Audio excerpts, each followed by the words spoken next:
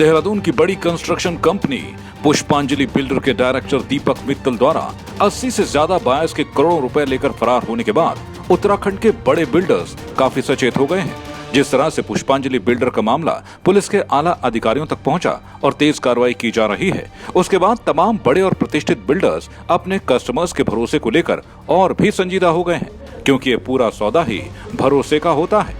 ऐसे में उत्तराखंड की खूबसूरत वादियों में आलीशान बिल्डिंग और फ्लैट्स बना रही कंस्ट्रक्शन कंपनियां नहीं चाहती कि किसी एक बिल्डर की गलतियों का खामियाजा उनके ब्रांड और गुडविल पर पड़े। देहरादून में कई बड़े और लग्जरी प्रोजेक्ट बना चुके बेस्ट डेवलपर्स एंड बिल्डर्स के डायरेक्टर मोहम्मद शारिक से जब जय भीम टीवी ने बात की तो उनका भी यही कहना है कि सेलर्स और बायर्स का रिश्ता ट्रस्ट पर टिका होता है। ऐसे में अगर कोई एक कंपनी अपनी गलतियों से सैकड़ों लोगों का भरोसा तोड़ती है तो उसका असर दूसरी कंपनियों पर भी पड़ता है। देखिए, यहाँ के जो लोकलाइट्स लोग हैं, यानी कि जो लोकल लोग हैं जो इस कारोबार में इन्वॉल्व हैं, वो 90% दे आर नाइस पीपल।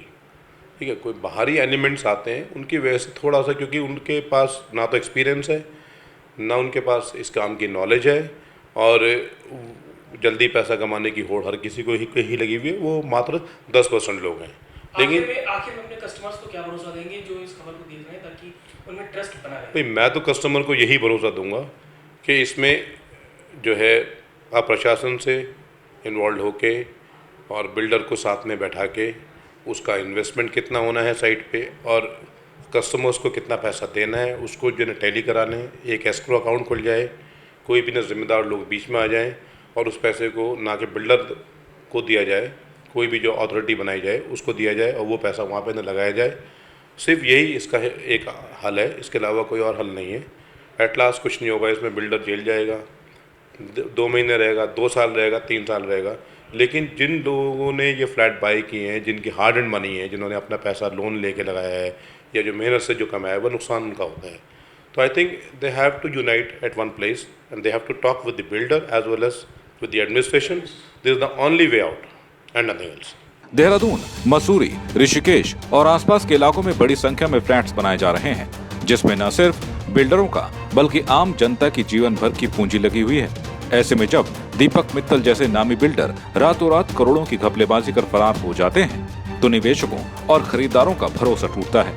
जय भीम टीवी इसी जनहित के मुद्दे पर बिल्डरों का हाल दिल जानने पहुंची देहरादून के एक और बड़े बिल्डर राज लुम्बा के पास।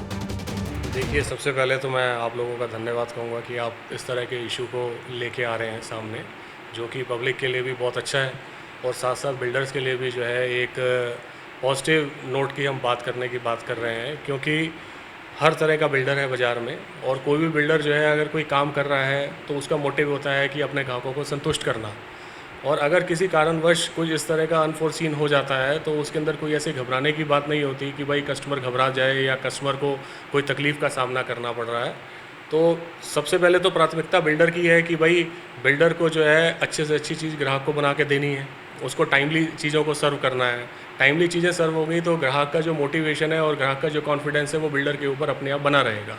लेकिन फिर भी जैसे कि हम किसी एक प्रकरण की अभी बात कर रहे हैं जो कि हमारे भाईबंदी हैं, तो कुछ अनफोर्सीन इस तरह से हो जाते हैं कि कई बार आदमी कुछ चीज़ों को ठीक से मैनेज नहीं कर पाता, ओवर ट्रेडिंग कर लेता है, या कुछ गवर्नमेंट की इस तरह की पॉलिसीज़ आ जाती हैं जिसको बिल्डर जो है ठीक से मैनेज नहीं कर पाते, तो जिसकी वजह से इस तरह का कभी कभी जो है इस तरह की चीज़ें सामने आ जाती हैं। दिल्ली, हरियाणा, पंजाब, हिमाचल और यूपी में देहरादून के खूबसूरत फ्लैट्स और लोकेशन खूब पसंद किए जाते हैं।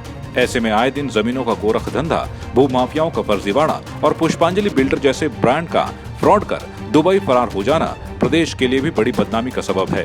लिहाजा अब दूसरे बिल्डर इस घटना से सबक लेने की बात कह रहे हैं। देहरादून में एक ऐसे ही बिल्डर हैं सिद्धार्थ अग्रवाल, जिनसे हमने पुष्पांजलि बिल्डर्स के फर्जीवाड़े से पड़ने वाले असर पर बात की। तो सुनिए उनका क्या कहना है। देहरादून इकलौता शहर ऐसा है जहां पर कोई भी एक मित्तल जी का अगर हम एग्जांपल छोड़ दें तो उसके अलावा कोई भी प्रोजेक्ट आपको ऐसा नहीं मिलेगा कि बिल्डर बीच में छोड़ के भाग गया, बिल्डर ने लोगों से पैसे ले लिए और उसके बाद बिल्डिंग नहीं बनाई, बिल्डर इनकम्प्लीट काम छोड़ के भाग गया। ऐसा कभी भी देहरादून में नहीं होता है। और देखिए क्या है, पूरे भारत में आज रियल एस्टेट का मार्केट बहुत ज़्यादा डाउन है। देहरादून के मार्केट में और बाकी सब जगह के मार्केट में एक बहुत बड़ा अंतर ये है कि देहरादून का मार्केट है रियल बायर बेस्ड। देहरादून के मार्केट में कोई ऐसा इन्वेस्टर जैसा दिल्ली में गुड़गांव में आता है ऐसा नहीं आता है। तो और फिर देहरादून में बिल्डर भी जो हैं वो लोकल हैं। देहरादून एक छोटा शहर है, सब लोग एक दूसरे को जानते हैं। कोई जो भी व्यक्ति मकान खरीदने आता है वो किसी ना किसी का रेफरेंस अपने साथ लेकर आता है। तो जो फेस सेविंग है, जो व्यक्ति की जिम्मेदारी शहर के प्रति है, उसको प्रत्येक बिल्डर पूरा करता है जैसा दूसरे शहरों में नहीं करता है। आज सभी प्रतिष्ठित लोग देहरादून में काम कर रहे हैं, चाहे वो हमारे राकेश बत्ता जी हैं, राज लुम्बा जी हैं, राकेश शर्मा जी हैं, चाहे हमारे सुदर्शन बंसल जी हैं पैसिफिक वाले। वो सब लोगों को पूरा शहर जानता है, कोई भी व्यक्ति अछूता नहीं है। आज मैं हूँ, आज मेरे दफ्तर में आने के लिए किसी को मुझे ढूंढना नहीं है, मेरे यहाँ कोई सेक्रेटरी नहीं है, मेरे यहाँ कोई ऐसा सिस्टम कॉलिंग का नहीं है कि आप फ़ोन करोगे 10 दिन बाद का अपॉइंटमेंट मिलेगा। व्यक्ति आएगा सीधे मुझसे मिलेगा। उत्तराखंड में बिल्डर्स और बायर्स के बीच पुष्पांजलि बिल्डर्स मैनेजमेंट ने जिस तरह का गंदा खेल किया है और करोड़ों रुपए हड़प कर रफू चक्कर हो गया है, उसके बाद सबसे ज्यादा बेचैनी कस्टमर्स के बीच बढ़ गई है। ऐसे में दूसरे बड़े बिल्डरों ने अपने बायर्स को भरोसा दिया है कि वो बेफिक्र रहें और अपने बायर्स पर पूरा भरोसा रखें। लेकिन इन सब के बीच बड़ा सवाल ये है कि आखिर पुष्पांजलि बिल्डर के डायरेक्टर दीपक मित्तल तक पुलिस कब तक पहुंच पाएगी। जय भीम टीवी के लिए आशीष तिवारी के साथ अरशद खान की रिपोर्ट।